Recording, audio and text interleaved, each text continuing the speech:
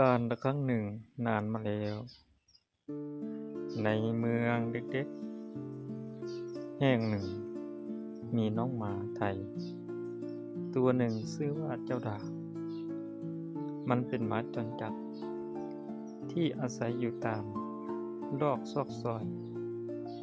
แต่ทุกวันเจ้าดาวมักเดินเล่นแถวสถานีดับเพลิงพอชอบดมกลิ่นเครื่องดับเพลิงและพี่ๆนักดับเพลิงก็ชอบให้ข้าวให้น้ำมันเสมอวันหนึ่งเกิดเหตุการณ์ไม่คาดฝันขึ้นเสียงดังตุ้มตึกเก่าหลังหนึ่งในเมืองถล่มลงมากลางวันผู้คนที่อยู่ใน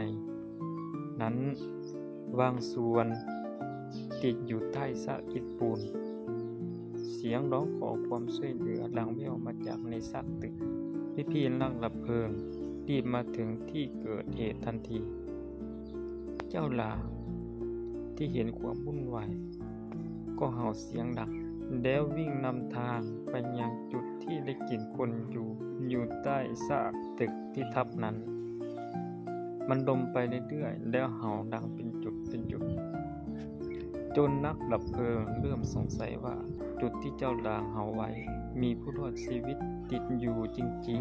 ๆมันช่วยพาเจ้าหน้าที่ไปพบคนเจ็บทั้ง3 คนที่ซ่อนอยู่